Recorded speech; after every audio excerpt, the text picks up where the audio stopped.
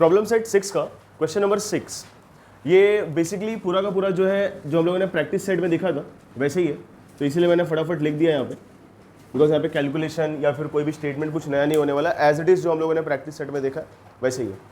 Question number 6 में ऐसा बोला है कि एक बंदा है जो किसी एक पॉइंट पे खड़ा है और एक बिल्डिंग को देख रहा है। बिल्डिंग के टॉप को अगर उसको देखना है तो उसको 30 डिग्री का एलिवेशन लेना पड़ता है। तो सबसे पहले हमने यहाँ पे बता दिया कि BC is the height of building. BC जो है बिल्डिंग की हाइट रिप्रेजेंट करता है। Point A is the point where boy standing, जहाँ पे लड़का खड़ा है वो अपना पॉइंट A है। फिर उसके बाद में AB जो है it is distance between the boy and the building, तो वो हो गया 48 मीटर्स का। लड़का एंगल ऑफ एलिवेशन ले रहा है 30 डिग्रीज का बिल्डिंग का टॉप दिखने के लिए। एंगल ऑफ एलिवेशन 30 डिग्री मतलब एंगल CAB कितना हो गया 30 डिग्री। हाइट ऑफ बिल्डिंग पूछा है अपने को, तो क्योंकि अपने को थीटा का मतलब 30 डिग्री का बाजू वाला साइड दिया है विच इज 48 मीटर्स और उसके सामने वाला साइड अपने को पूछा है, एडजेसेंट एंड ऑपोजिट का रेशियो है कॉट और टैन दोनों। हम लोग टैन लेंगे, कॉट भी ले सकते हो आप लोग, कोई दिक्कत नहीं है, लेकिन हम लोग टैन ले रहे हैं यहाँ पे कि since tan theta it is equal to opposite upon adjacent. tan theta क्या है, opposite side of theta upon adjacent side of theta. 30 degree, tan 30 degree का ऑपोजिट साइड कौन हो जाएगा BC अपॉन एडजेसेंट साइड कौन हो जाएगा AB। tan 30 का वैल्यू क्या है 1/√3। BC का वैल्यू वो हमको ढूंढना है, AB का वैल्यू अपने को 48 दिया हुआ है। 48 यहाँ से क्रॉस मल्टीप्लाई हो जाएगा तो न्यूमरेटर में आ जाएगा। क्वेश्चन में √3 का वैल्यू नहीं दिया है, लेकिन मैंने क्या बताया हुआ था, जब भी डिनोमिनेटर में रूट वाला नंबर आए, भले √3 ना हो, √2 ही क्यों ना है, अगर रूट वाला नंबर है तो रैशनलाइज करेंगे, तो √3 नीचे आ गया, ऊपर नीचे √3 से मल्टीप्लाई डिवाइड करेंगे ताकि डिनोमिनेटर रैशनलाइज हो जाए। तो ऊपर बन जाएगा 48 इंटू √3, 48 √3, और डिनोमिनेटर में √3 इंटू √3 क्या हो जाएगा 3। 3 के टेबल से कैंसिल करेंगे, 3 1 जा 3, 3 1 जा 3, 1 कैरी, 3 6 जा 18। तो 48 और 3 को कैंसिल करने के बाद में अपने को 16 मिल जाएगा। तो अपने को आंसर क्या मिल जाएगा 16√3 मीटर्स। BC का वैल्यू जो है वो 16√3 मीटर्स है, that means height of building is 16√3 metres. Similarly वहां पे जैसे एंगल ऑफ एलिवेशन वाला केस हमने देखा, यहाँ पे एंगल ऑफ डिप्रेशन वाला केस है कि एक लाइट हाउस है, AB हमारा लाइट हाउस है, पॉइंट C पे एक शिप है। लाइट हाउस के एकदम ऊपर एक लड़का खड़ा है और उसको अगर शिप को देखना है तो उसको एंगल ऑफ डिप्रेशन लेना पड़ता है 30 डिग्रीज का। तो यहाँ पे सारे स्टेटमेंट्स आ जाएंगे, AB is the height of lighthouse, फिर उसके बाद में यहाँ पे आ जाएगा BC is the distance between the lighthouse and the ship, या फिर हम लोग लिख सकते हैं C is the point where ship is seen, अगर जहाँ पे शिप है।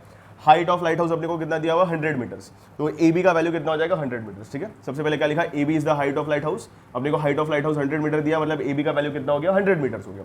फिर उसके बाद में A is the point where the boy standing. Point A वो वाला पॉइंट है लाइट हाउस का एकदम टॉप वाला पॉइंट जहाँ पर लड़का खड़ा है, और उसको शिप देखने के लिए C is the position of the ship.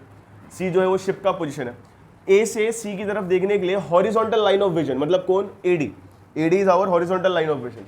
वहां से उसको 30 डिग्री का क्या लेना पड़ेगा डिप्रेशन लेना पड़ेगा। 30 डिग्री का डिप्रेशन है मतलब एंगल DAC बोलो या फिर एंगल ACB बोलो, ये दोनों भी एंगल्स कितने डिग्री के हो जाएंगे 30 डिग्री। अपने को ये एंगल इनडायरेक्टली 30 डिग्री दिया हुआ है, एंगल का सामने वाला साइड 100 मीटर दिया है, and what they have asked is कि आपको लाइट हाउस मतलब AB और शिप के बीच का डिस्टेंस फाइंड आउट करना है।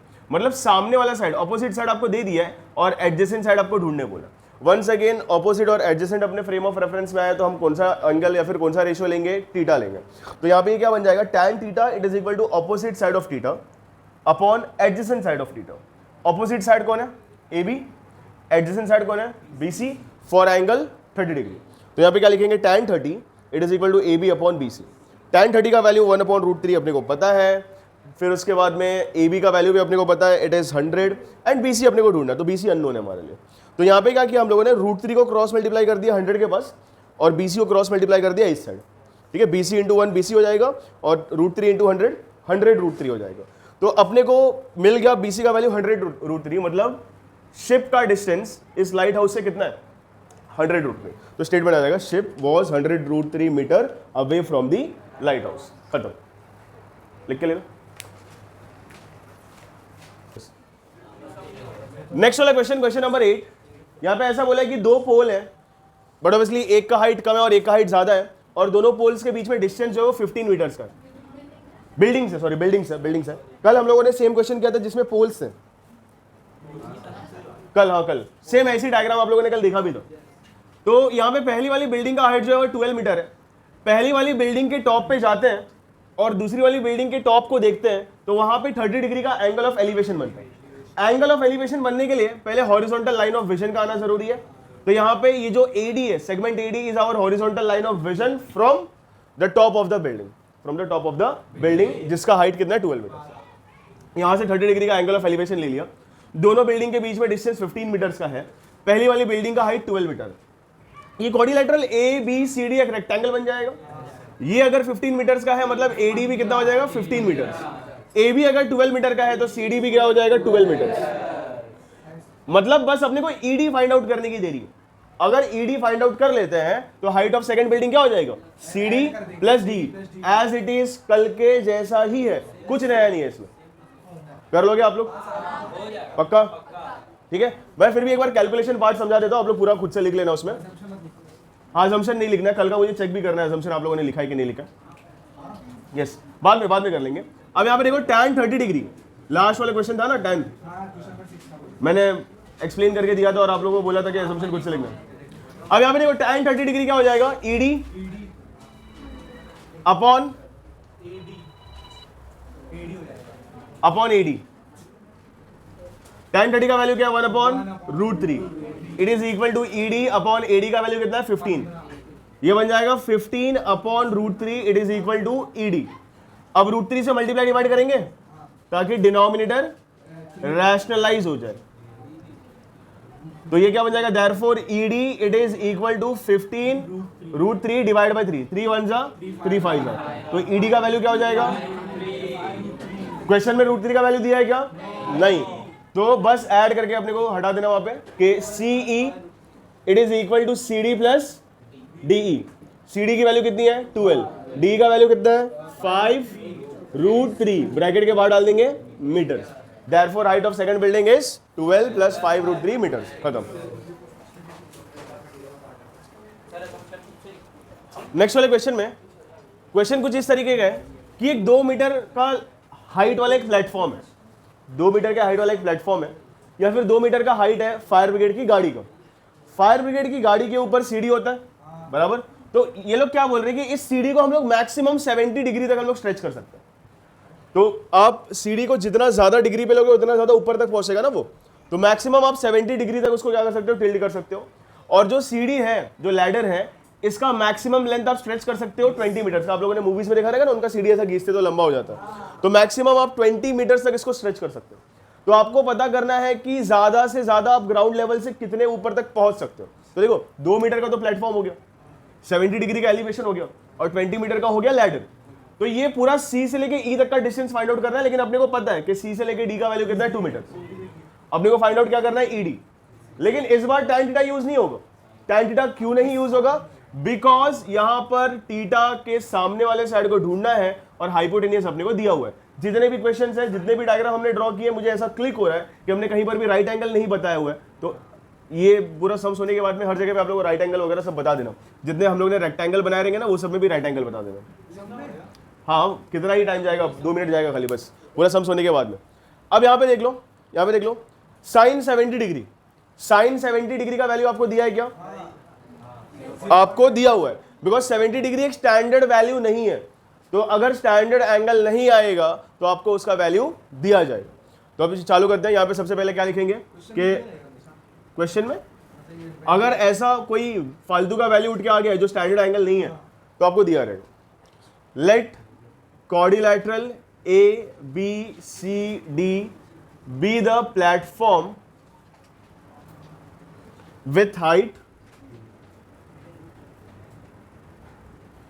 2 meters।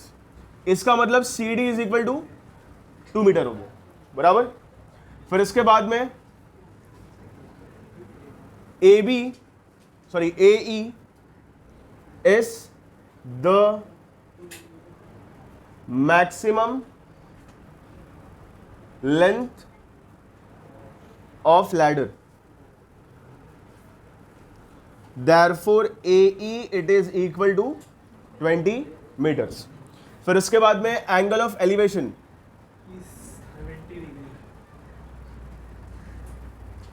it is equal to 70 degree, therefore angle EAD it is equal to 70 degree. यहां तक किसी को कोई डाउट है? नहीं। अब अपने को फाइंड आउट क्या करना है? ED। डीसी उसमें ऐड कर देंगे तो अपना जो भी इंफॉर्मेशन चाहिए अपने को मिल जाएगा।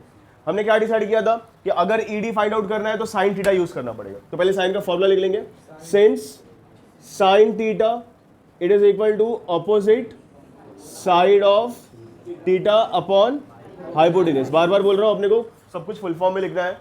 Therefore sine 70 degree it is equal to opposite मतलब कौन, ईडी डिवाइड बाई यहां पे आ जाएगा A E. Therefore sine 70 degree का वैल्यू कितना दिया आपने को 0.94 it is equal to ED upon 20। Therefore ED it is equal to 0.94 multiply by 20। 2 से मल्टीप्लाई करेंगे 4 2 8 18 एक जीरो है तो एक नंबर के बाद पॉइंट आएगा, मतलब पॉइंट शिफ्ट हो जाएगा। ये बन जाएगा 18.80 लिख देता हूँ metre, 18.80 metres.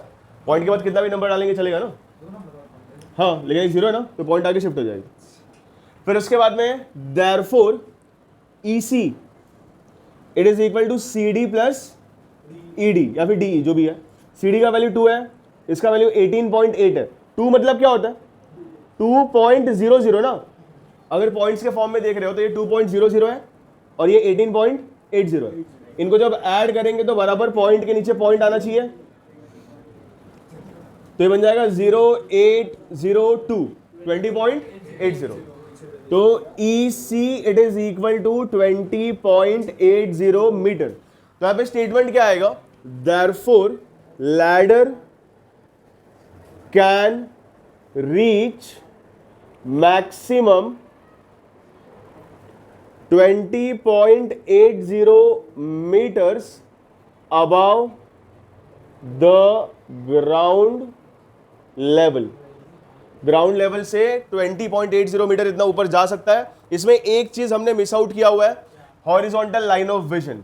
AD is horizontal line of vision, ठीक है। कोई डाउट किसी को, लिख लो, पॉज कर दो। डायग्राम को समझने की पूरी कोशिश करेंगे। इस चैप्टर का, इस प्रॉब्लम सेट का सबसे लास्ट क्वेश्चन 10वां है, okay. Question number 10। Question number 10 में ऐसा बोला गया है कि एक प्लेन है, एक जहाज है जो उड़ रहा है, सॉरी उड़ रहा था, अब लैंड हो चुका है। तो ये जो लाइन है, इस लाइन में वो फ्लाई कर रहा था। पॉइंट ए पे आने के बाद में उसने 20 डिग्री का डिप्रेशन लिया, क्योंकि अगर वो उड़ रहा है तो उड़ते हुए उसको नीचे की तरफ आना पड़ेगा ना। तो जो उसका स्ट्रेट लाइन है जहां से वो फ्लाई हो रहा था, वहां से उसने एंगल ऑफ डिप्रेशन कितना लिया, 20 डिग्री का। जब उसने 20 डिग्री का एंगल ऑफ डिप्रेशन लिया, उस टाइम पे उस प्लेन का speed it was 200 kilometre per hour. 200 kilometre per hour की स्पीड से उसने उतरना चालू किया। तो उसको लैंड होने में टोटल टाइम जो लगा इट वाज 54 सेकेंड्स। 54 सेकेंड के अंदर वो जमीन टच कर दे, 54 सेकेंड्स में। तो अपने को सबसे पहले तो ये पता करना है कि ए से लेके सी का लेंथ कितना, ए से लेके सी का लेंथ कितना। तो फॉर्मूला क्या, देखो फॉर्मूला ऐसा है कि since speed it is equal to distance upon time. लेकिन मसला एक और है अपना कि टाइम दिया है अपने को 54 सेकंड में और स्पीड दिया है हार में। अब या तो इसको हार में कन्वर्ट करो या तो इसको सेकंड में कन्वर्ट करो। हार को सेकंड में कन्वर्ट करना इजी है। कैसे कन्वर्ट करेंगे,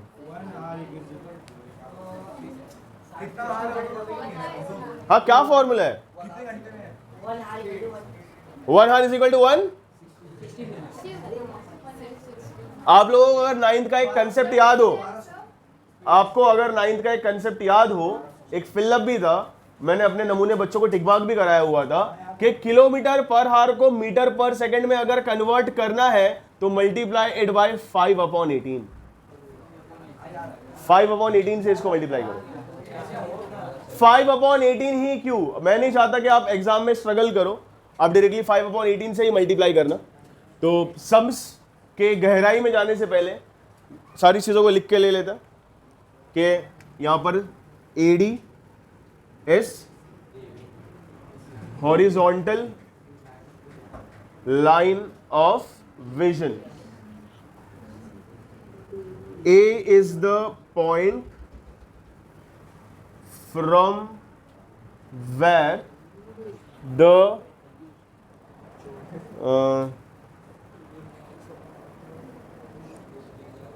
the flight took angle of depression of 20 degrees. 20 degree का उसने एंगल ऑफ डिप्रेशन लिया. A B is the height of plane from ground before landing. फिर उसके बाद में flight landed at point C. Therefore, angle DAC, it is equal to angle ACB, it is equal to 20 degree. यहां तक समझा सबको? कोई डाउट है इसमें? नहीं ना? अब यहां पे speed of plane it is equal to 200 kilometre per hour. ठीक है. अभी देखो, अगर किलोमीटर को मीटर में कन्वर्ट करना है तो मल्टीप्लाई बाय 1000 करोगे. 1 किलोमीटर को मीटर में कन्वर्ट करना है तो आप उसको 1000 से मल्टीप्लाई करोगे. मतलब 1 किलोमीटर पर हावर है अगर, तो 1 किलोमीटर को मीटर में कन्वर्ट किया तो 1000, और हार को अगर आपने 60 से मल्टीप्लाई कर दिया तो मिनट्स में कन्वर्ट हो जाएगा. अगर और एक बार 60 से मल्टीप्लाई कर दिया तो सेकंड्स में कन्वर्ट हो जाएगा. बिकॉज 1 हार में 60 मिनट होते हैं और 1 मिनट में 60 सेकंड्स होते हैं, तो 60 इंटू 60 हो जाएगा. 00 कैंसिल, 00 कैंसिल. फिर 2 3 6, 2 5 10. न्यूमरेटर में बचेगा 5, डिनोमिनेटर में बचेगा 18. तो किलोमीटर पर हार को मीटर पर सेकंड में कन्वर्ट करना है तो डायरेक्टली 5/18 से मल्टीप्लाई करके हटाओ. बाकी सारा तामझाम करने की जरूरत नहीं है. ठीक है. तो इट इज इक्वल